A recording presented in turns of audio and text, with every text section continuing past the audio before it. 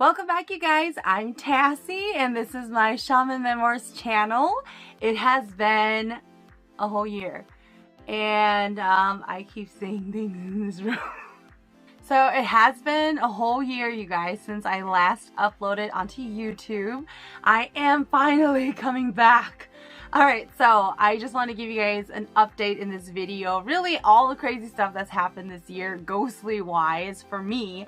And you know, some of it was really funny and some of it was, you know, what are you gonna do about it?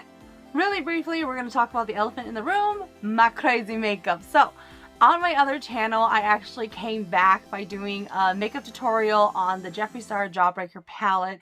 I was drunk over Christmas and I posted on social media me being drunk opening up my Secret Santa gift because my family, due to COVID, you know, we were doing a virtual Christmas. We mailed everybody our gifts and we filmed ourselves opening it for our Secret Santa. And in true Tassie fashion, I was drunk because it was Christmas.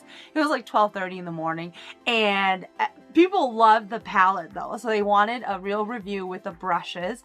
So then I just finished doing that, and so now I'm gonna go ahead and do filming for this channel here. And you know what's funny, because normally I don't wear really intense like lipstick shades. However, because of COVID, especially now, I don't wear lipstick much at all because I always have a mask on. So with this one, it was a little shocking, and I think it's something that I just have to get used to again, like wearing brighter shades of lipstick. Normally if I do wear lipstick, it's going to be a neutral shade. So this one is by Fenty. I don't really know how I feel about it because honestly, I'm not a huge fan of Fenty. Don't come for me. I know a lot of people, including my sisters, who look phenomenal with Fenty makeup. But for me, Fenty just doesn't work well with my skin type because I have such dry skin. Alright, so I hope that everybody has been well. We're coming into the new year, and I do want to let you guys know I did post on social media that I did test positive for COVID a few weeks back. I'm totally fine. It was really weird that I even had COVID. Okay, not that I had COVID, but that I had no symptoms with COVID. And then I did a bunch of research, and apparently 80% of the population were all going to be asymptomatic and not have any symptoms, but we're going to test positive for COVID. So the only other weird thing was I had a stomach flu at the same time when I was tested positive for COVID. So I was like, is this what it's supposed to feel like? Like because they talk about you're gonna have a loss of appetite, but I was hungry all the time. I'm hungry all the time in general. But then whenever I ate, I felt really sick, I felt queasy, I felt like I was gonna throw up. And then I remember I have antacids, so I just took some and I was completely fine. I have definitely enjoyed my time off from filming though, I will say that. It was definitely an eye-opener because I stopped filming around end of November of last year. And I started seeing people again, like in my life, like my family members, you guys. Now, things are getting a little bit better, and so I am planning on coming back to filming regularly. So hopefully I'll be filming and pushing out a video every single week. Crossing fingers for this, man. But, you know, like I love filming, but when I stopped filming and I took my break there, people were kind of shocked to see me. Like, they were kind of like, they didn't even realize where I had gone all those years.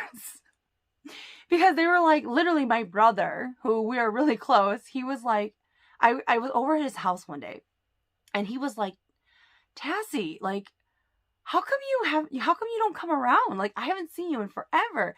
And I'm literally looking at him like, are you serious, dude? I was like, because I'm filming YouTube. And then he was like, duh moment, you know, like, oh yeah, that's why we never saw you. Yeah, so you guys may not know this, but when I was filming YouTube, especially because you have 2 channels and you're working full time, you do not have a life, you guys. You don't have a life. The only spare time that I had, I spent it with my boyfriend, you know, and so it was things where, you know, I missed out on a lot of events. You know, like I don't go to events because I don't have the time. And so it's been amazing this year, you know, but then COVID happened and then everybody went to quarantine anyways. Restaurants weren't open. I couldn't really film much. And then we had to, because of how crazy it was with everybody in March and April there, how everybody was taking everything from the shelves. So it's not like a time where I felt like I wanted to film, and especially gorging on all this food. It just really wasn't the time for me where I felt like this is okay to do it, you know, during that time. So I personally didn't. I watched a lot of other people though. Like, what else are you gonna do? I played a lot of video games. So, you know, everybody played Animal Crossing this summer. This episode, I'm gonna be focusing more about like scary stories that had happened this year. Since I wasn't filming, I couldn't give you guys an update. And some of it was really weird. Some of it was a little scary, but it was kind of funny, you know. Obviously, for myself, I tend to make jokes of everything because that's how we cope with it when we were kids, when we were being haunted. So with this year, it was pretty crazy because my younger sister from California, she moved to Minnesota. And growing up for her, she's never had any type of supernatural experiences. And she lives with my older brother. Now, ever since she's moved in with my older brother, she's haunted all of the time. Like, all of the time. And I remember when it first happened, she was telling me, like, and she was super serious about it because she didn't know how to cope with it and she didn't know how to handle it because, you know, like, I gotta tell you guys really briefly, growing up, my favorite all-time horror movie was The Eye, you know, the Thai Hong Kong version. That movie to me was always so realistic in my mind of like ghosts and, you know, like seeing them. But the one thing I couldn't get over, even though I loved that movie, I couldn't relate to the main actress. I couldn't relate to her because she was so scared. Like, and the reason being is because for myself, you know, I witnessed it my whole life. So it's the norm. You know, it's not something that, like, I would never act the way she was acting. But it was more of a something where I guess I could imagine it, right? But I've never known anybody who actually went through something like that, where suddenly you start to see a lot of ghosts and you're mentally breaking down and you don't know what to do or how to handle it. Well, cue in my sister. My sister, she's in her 20s and, you know, her whole life living in California. She was born and raised here in St. Paul. Well, not really raised, but she was here until she was like 6, 7 years old, maybe 8. I'm gonna go with 7. 7 sounds like a good number. You know, and then they moved out to California, so she mostly only has memories of California. Now, she has never been haunted. There were other people in my family who were, but her specifically, no. She's never seen or heard ghosts ever in her life. And then she goes and moves in with my brother. Now, my brother, he is somebody who is supposed to be a shaman as well. And he owns a fourplex. And let's just say there's a lot of crazy stuff that happens there. Now, I go there quite frequently and I sleep over and I don't have a problem, right? But you guys may remember some stories, but there was a time when I lived there. And when I lived there, I was sleepwalking and I was staying awake in the middle of the night watching my brother sleep because something was coming for him. And I didn't realize I was doing it, but I kept having flashbacks and seeing glimpses of me getting out of bed. And this isn't a normal getting out of bed. This was like, you know, like in those old Chinese horror movies where there's the like the ghost with his arms straight out. It was like that. Like, that was me, okay? Like, literally, I'm in bed, and literally, boom, like, I just whip my blanket off of me, and the blanket just flies into the air, and I just, boom, I'm standing up. And I open my bedroom door, and I just stand in a corner. I choose a corner, apparently, and I stare at him the whole night. And then finally, when the sun's starting to get up, I'll make my way back to bed, and I'll fall asleep again. So I didn't even realize this whole time I was even doing this. So eventually, everything caught up to me, and I started seeing and becoming more awake when I'm sleepwalking, and that I was doing this, and that's why I was so incredibly tired. And then there was this really scary, crazy, Gary Spivey looking kind of guy who was like haunting me. He wasn't haunting me, but he was like, he kept popping up.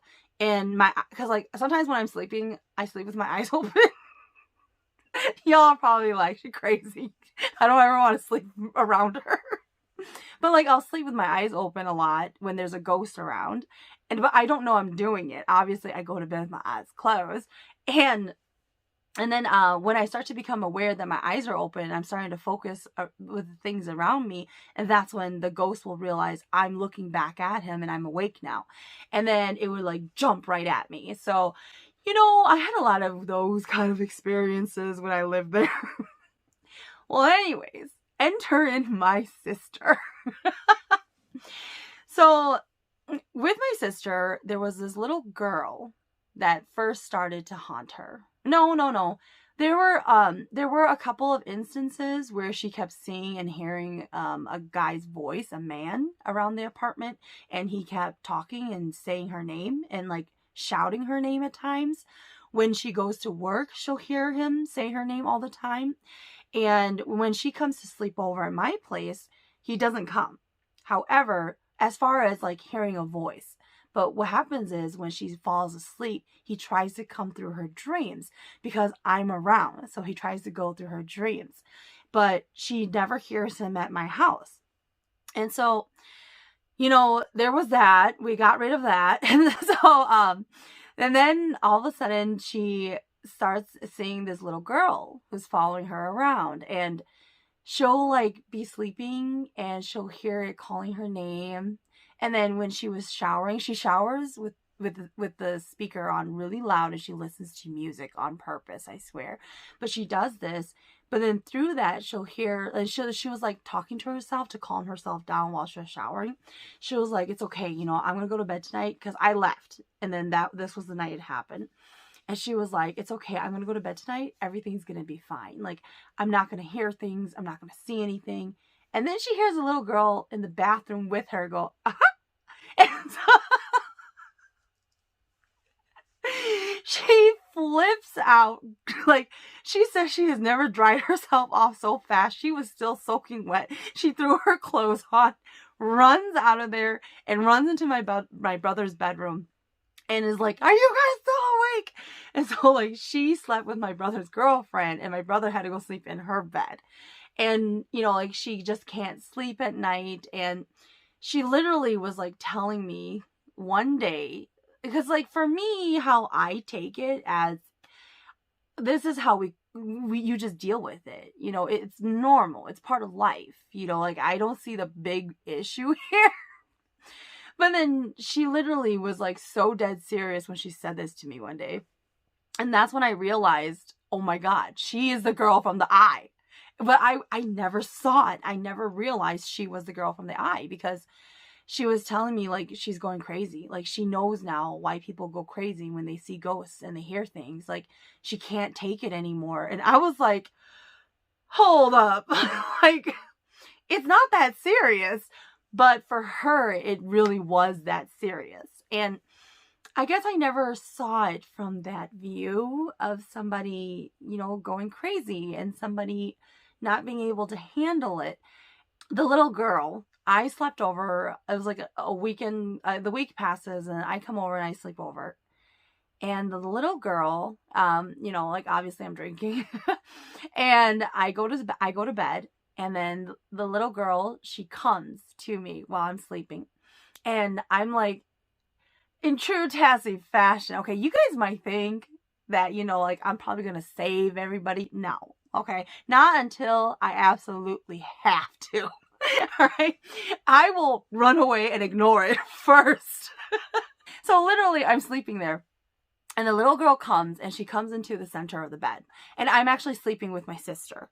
And so she has a king bed. So we're both sleeping there. And then the little girl comes into the middle of the bed by our legs. And she was like, I know you can see me. I know you can see me. And literally, my eyes are closed and I'm on my side. And then I just like turn the other way. Like now I'm sleeping facing the other direction. She literally comes to the other side and she was like, open your eyes. I know you can see me. Open them. I go to sleep. So the next morning, I'm like, yeah, we're going to have to get rid of her. So it is just one thing after another. So, you know, like, something's always coming and I'm always having to help her get rid of these things. And my brother, this was really funny. Okay, in the end, it became really funny. But we were planning on coming over to hang out. And my brother, he works from home. And then he said that how his house is stationed, because it's a fourplex, it's basically in his living room, it's back towards the back door, and it's actually a deck. And his unit is at the end, so nobody could go past it unless you're coming to see him, right? Because there's nobody else you're going to go past to and see. So my brother is sitting there working, and then all of a sudden he sees a shadow pass the window. And he was like, but then the door, nobody came to the door, but he saw a man walk past his window. And my brother was like, who the heck is this? So he goes and, you know, he's a gun owner. So he goes and he grabs his gun and he's getting ready, like, who's going to come through this door and who's going to come and knock on my door, because nobody was knocking. So then it was dead silent. So my brother, he goes and he opens the door and he looks around. There's nobody there, you know, but then that shadow didn't pass back the other way.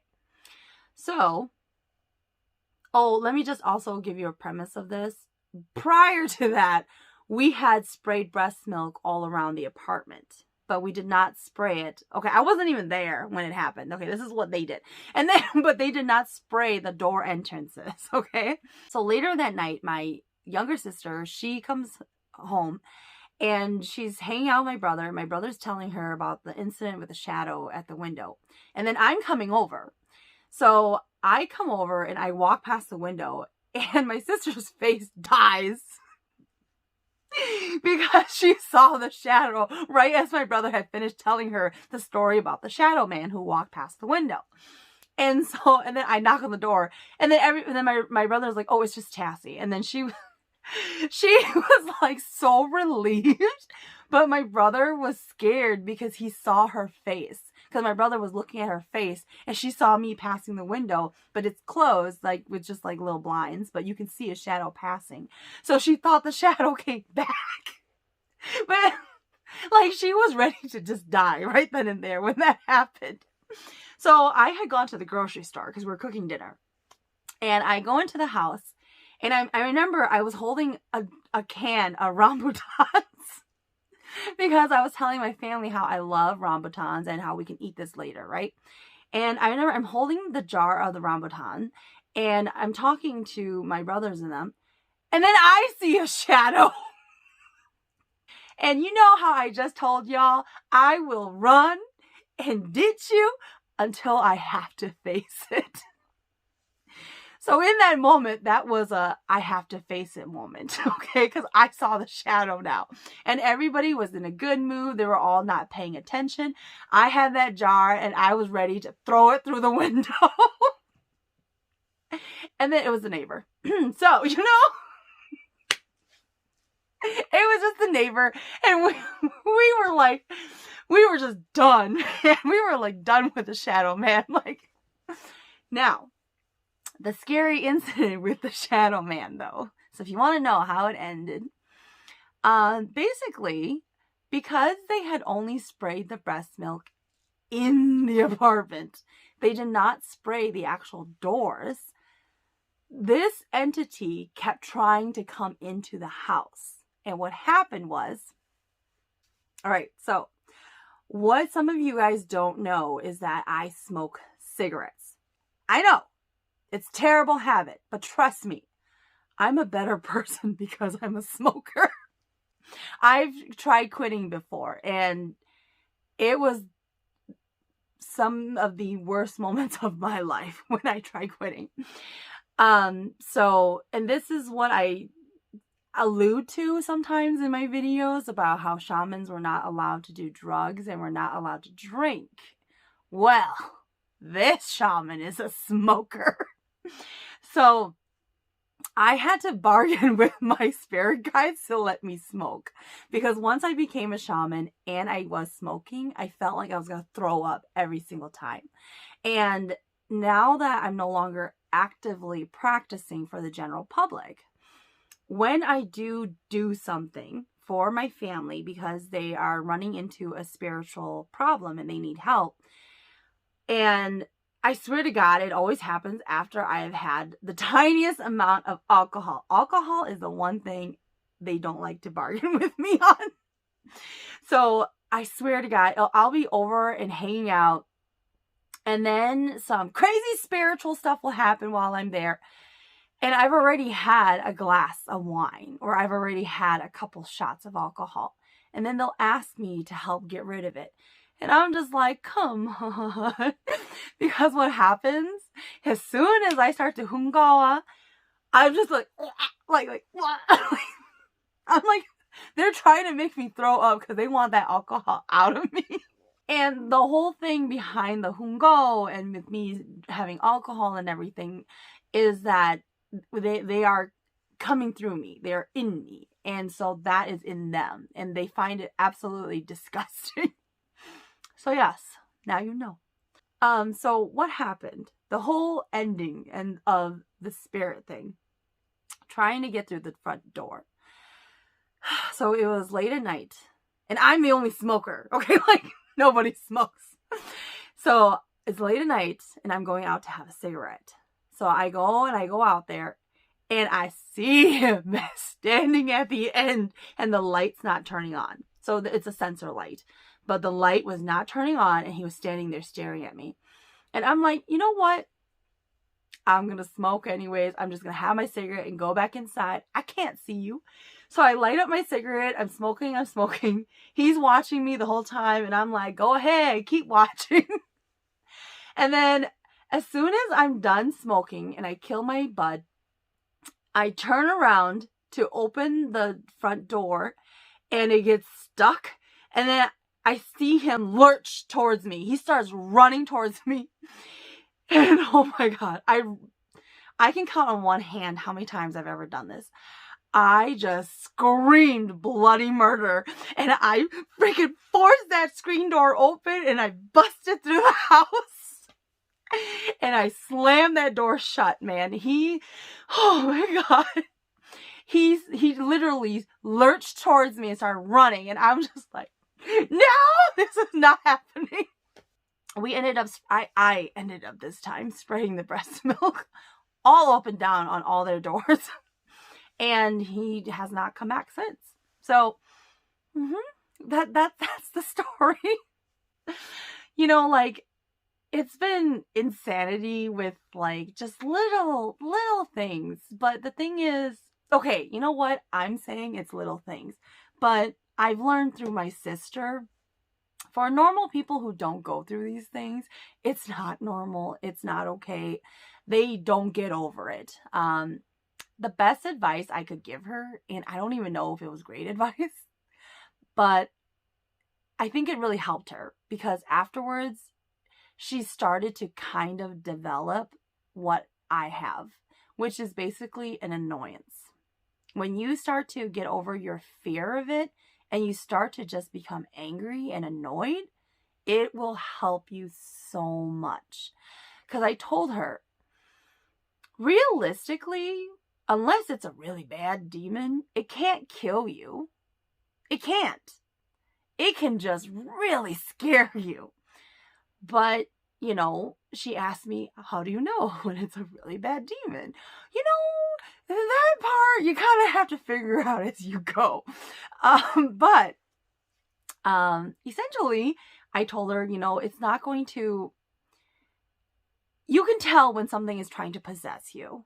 Okay, so what those things are doing, it's not trying to possess my sister. So I told her, you know, it's not trying to possess you.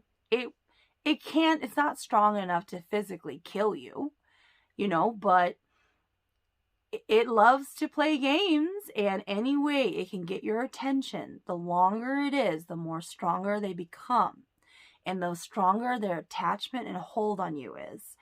So I told her, it takes time for you to develop an annoyance for it, and you just don't get scared anymore. And that's really kind of what you have to do.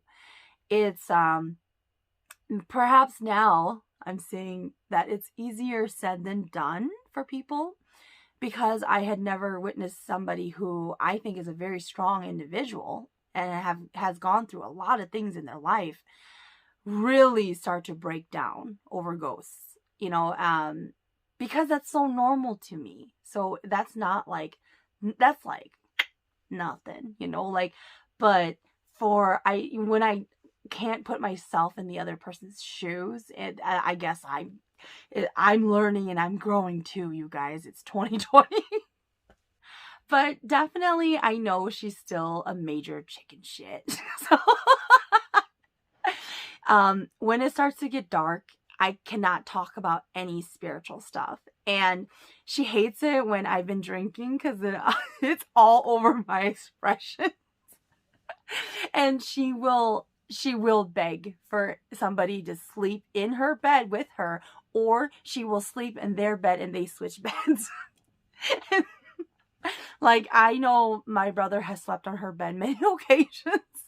You know, so it's something that she's still learning, and it's really mind-boggling that now it's happening. You know, like when her whole life she went without any of it. That really has a lot to do with being around somebody who, whenever shaman forces are together, basically, stop that. Okay. So ever since I started filming, I kept seeing somebody standing over there, and now they just moved something. Anyways, you know, when shaman forces come together, things tend to happen, especially if somebody is already naturally prone to attract spirits and ghosts. And especially if somebody who has certain types of spirit guides, but they're not the type who can actually thwart off ghosts. So all they can do is tell you over and over it's there, but they can't actually get rid of it. And when they don't have those type of guides, and there are people who will never have those type of guides, you know, where you will always be stuck with seeing and hearing, but you won't have the guides to actually do anything about it. You know, there are other methods you can do. And I do mention the whole breast milk idea and theory. A lot of people are afraid of breast milk. And again, I guess that's something because I am a shaman. I've never had a fear of breast milk, but there's a legend that goes along with breast milk. So from my personal experience, breast milk can come from anybody. Okay, it has to be human though. But as long as they're human and it's breast milk, it will work. So if you are somebody who is insanely haunted, people are afraid of consuming the breast milk though. And because what traditionally for shamans, what I do is I put it into my mouth and then I spray it outwards, right? A lot of people have a theory or a fear because growing up, elders instilled the fear that lightning will strike you if you consume breast milk. I do not believe in that theory or that story, but then again, I've never seen it happen. You know, like, but people say it's because I'm a shaman or I handed the breast milk to somebody, so it never happened. You know, like, I don't know. But it really works against ghosts and demons and stuff. It really does. So I will say, if you're somebody who is afraid to put it in your mouth, you know, you can put it into like a spray bottle, right? The whole point of it is that it doesn't have to come into your mouth and spray it out. Well, I do that, but then it's because it's my spirits. Okay, anyways, if you are not a shaman and you need to spray it around your house, you can put it into a spray bottle and just spritz it all over the place. It works, okay? You just need the physical breast milk. But I understand people have the fear of putting it in their mouths and consuming it.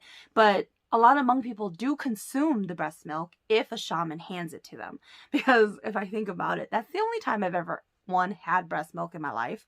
Like, around my house ever. And two, you know, like I do give out breast milk to people who are in desperate need of it. Not anymore, you guys. Don't come looking. I don't have any because I no longer practice for the general public. So I don't have a need for it in my house, whereas I always had a steady supply of it in my house when I was a practicing shaman, because so many people would come seeking desperate help. And if you can't do a full-fledged ceremony and they just need like a quick band-aid, that's what you would do with the breast milk. So you literally spray it and through, it's kind of like smudging, you know, like how people smudge their houses, if you believe in that and you follow Wicca. It's the same kind of theory. So, but we use breast milk, and there's no burning of fire or incense sticks or anything like that. It is just breast milk, and you dilute it with some water, and then you just can spray it around your house. And for me, as soon as we spray the breast milk, instantly I could feel the energy in the room clear up. It's that insane. Like, it works, man. But I do know that some people, really quick before I go, some people, they actually have a huge aversion to the breast milk because they actually have some bad spirits on them, and the bad spirits telling them, don't do it, it will kill you, and they will genuinely believe it, where they will not consume the breast milk, and they find it is the most disgusting thing in the world. It will not kill you, okay? But it's because the bad entities on you don't want it, so it makes you not want it. All right, you guys, it's been great catching up. Until next time.